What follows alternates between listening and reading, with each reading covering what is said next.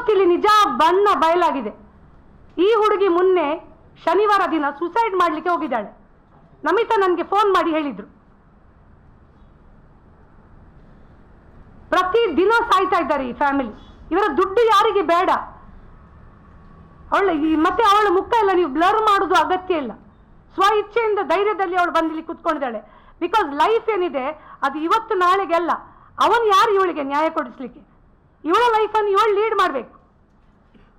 ಅದಕ್ಕೆ ಮಾಧ್ಯಮದವ್ರ ಹತ್ರ ಹೇಳಿದ, ಅವಳ ಪರ್ಮಿಷನ್ ಇದ್ದು ಅವಳು ಹೇಳಿದಾಳೆ ನಾನು ಲೈಫನ್ನು ಫೇಸ್ ಮಾಡ್ತೇನೆ ಅಂತ ಹೇಳಿದಕ್ಕೆ ಇವತ್ತು ಬಂದಿಲ್ಲಿ ಕೂತ್ಕೊಂಡಿದ್ದಾಳೆ. ಅವರು ಪ್ರತಿ ದಿನ ಏನು ಅನುಭವಿಸ್ತಿದ್ದಾರೆ. ನಮಗೆ ಬದುಕಲಿಕ್ಕೆ ಏನು ಬೇಕು? 2 ಹೊತ್ತು ಊಟ ಬೇಕು. ಕೂಲಿ ಮಾಡಿದ್ರು 500 ರೂಪಾಯಿ ಸಿಗ್ತದೆ. ಇವನ್ 50 ಲಕ್ಷ ಯಾರಿಗೆ ಬೇಕು? ಅಟ್ಲೀಸ್ಟ್ ಒಂದು ಮದುವೆ ಆಗ್ಲಿ, ಅವ ಮತ್ತೆ ಅವನಿಗೆ ಸಂಸಾರ ಮಾಡ್ಲಿಕ್ಕೆ ಆಗುದಿಲ್ವಾ? ಬಿಟ್ಟಾಕ್ಲಿ. ನಾನೀಗ ಸಹ ಅಷ್ಟೇ ಕೇಳುದು, ಅವನು ನನ್ನನ್ನು ಮದುವೆ ಆದರೆ ಆಯಿತು, ನನ್ನ ಮಗುವಿಗೊಂದು ಅಪ್ಪ ಸಿಕ್ಕಿದ್ರೆ ಸಾಕು. ನಾನು ತಪ್ಪು ಮಾಡಿದ ನಾನು ಒಪ್ಪಿಕೊಳ್ತೇನೆ. ಆದರೆ ಅವನು ನನ್ನನ್ನು ನಂಬಿಸಿ ಇಷ್ಟು ಮೋಸ ಮಾಡ್ತಾನಂತ ನಾನು ಯಾವಾಗ ಥಿಂಕ್ ಮಾಡಲಿಲ್ಲ ಇತ್ತು. ಹಾಗೆ ಮೋಸ ಮಾಡ್ತಿದ್ದೆ, ನಾನು ಅವನೊಂದು ಫ್ರೆಂಡ್ಶಿಪ್ ಸಹ ಮಾಡ್ತಿಲ್ಲ ಇತ್ತು. ಈಗ ಆಗಿದೆ, ಆದರೆ ಅವನು ಮದುವೆ ಆಗೋದಿಲ್ಲ ಅಂತ ಹೇಳ್ತಿದ್ದಾನು. ನನಗೆ ತುಂಬ ಸಾಕಾಗಿ ಹೋಗಿದೆ. ನಾನು ಮೊನ್ನೆ ಸಹ ಹೇಳಿದೆ, ನಾನು ಸಾಯ್ತಾ, ನನ್ನ ಕೈಯಿಂದ ಆಗೋದಿಲ್ಲ ಇನ್ನು ಅಂತ ಹೇಳಿಕೊಂಡು. ಆ ಮಗು ನೋಡೋಕೆ ಸಹ ನನಗೆ ತುಂಬ ಬೇಜಾರಾಗ್ತದೆ. ಆ ಮಗು ನನ್ನ ಅಪ್ಪ ಯಾರಂತ ಕೇಳಿ ನಾನು ಎಂತ ಅಂತ ಹೇಳುದು?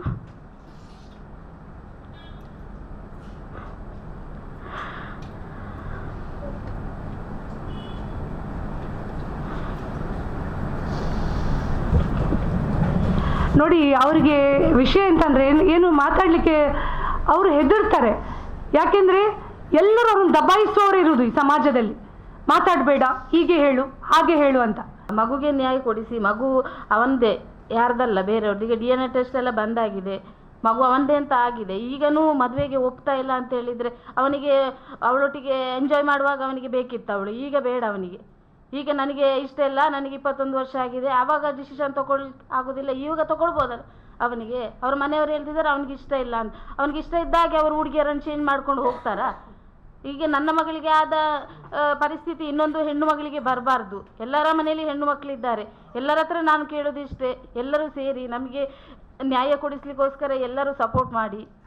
ಎಲ್ಲರ ಹತ್ರನೇ ಕೇಳೋದು ಇಷ್ಟೇ. ಈ ಹಣ ಗಿಣ ಕೊಟ್ಟು ನಾವು ಹಣ ತಗೊಳ್ಳೋದಾದ್ರೆ ಯಾವತ್ತೂ ಹಣ ತಗೊಳ್ಬೋದಿತ್ತು. ಹಣ ಕೊಟ್ಟು ಈ ಕೇಸನ್ನೇ ಕ್ಲೋಸ್ ಮಾಡ್ಬೋದಿತ್ತು. ಹಣ ಬೇಡ ನನಗೆ, ಮಗುವಿಗೆ ತಂದೆ ಬೇಕು, ಮಗಳಿಗೆ ಗಂಡ ಬೇಕು, ಅಷ್ಟರೇ ಇಷ್ಟುವರೆಗೆ ನಾವು ಕೇಳ್ತಿರೋದಷ್ಟೇ. ಈಗನೂ ಕೇಳೋದಷ್ಟೇ, ಅವ ಮದುವೆ ಆಗಬೇಕು. ಯಾಕೆ ಮದುವೆ ಆಗೋದಿಲ್ಲ ಅಂತ ಒಂದು ಹೆಣ್ಣಿಗೆ ಹಾಗಾದರೆ ಎಲ್ಲಿ ನ್ಯಾಯ ಇಲ್ವ? ಕೋರ್ಟ್ ಬಿಡಿ, ಕೋರ್ಟ್ ಆದರೆ ಇದು ಮಾಡ್ತಾ ಇರ್ತದೆ. ಆದರೆ ಈ ಸಮಾಜ ನಮಗೆ ನಮ್ಮೊಟ್ಟಿಗೆ ಸಹಾಯ ಮಾಡಬೇಕು, ಮಗಳಿಗೆ ನ್ಯಾಯ ಕೊಡಿಸ್ಲಿಕ್ಕೋಸ್ಕರ ನಾನು ಹೋರಾಟಕ್ಕೂ ರೆಡಿ ಇದ್ದೇನೆ. ಕಾನೂನು ಹೋರಾಟ ಮಾಡಲಿಕ್ಕೂ ನಾನು ರೆಡಿ ಇದ್ದೇನೆ. ಮಗಳಿಗೆ ನ್ಯಾಯ ಕೊಡಿಸ್ಲಿಕ್ಕೋಸ್ಕರ ಎಲ್ಲರೂ ನನ್ನ ಜೊತೆ ಸೇರಿ. ಇವ್ರ ಮಗುವನ್ನು ಅಲ್ಲಿ ಕೊಡೋದು ಇಲ್ಲಿ ಕೊಡೋದು ಅದೆಲ್ಲ ಅವಶ್ಯಕತೆಯೇ ಇಲ್ಲ.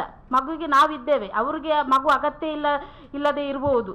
ನನಗೆ ಈ ಮಗು ಬೇಕು, ನನ್ನ ಮಗಳು ಬೇಕು, ನಾನು ಇರುವ ತನಕನೂ ನಾನು ಸಾಕ್ತೇನೆ ಆ ಮಗುವನ್ನು. ಅವರಿಗೆ ಭಾರ ಆಗಿರ್ಬೋದು, ನಮಗೆ ಭಾರ ಆಗಲಿಲ್ಲ, ಆಗೋದು ಇಲ್ಲ.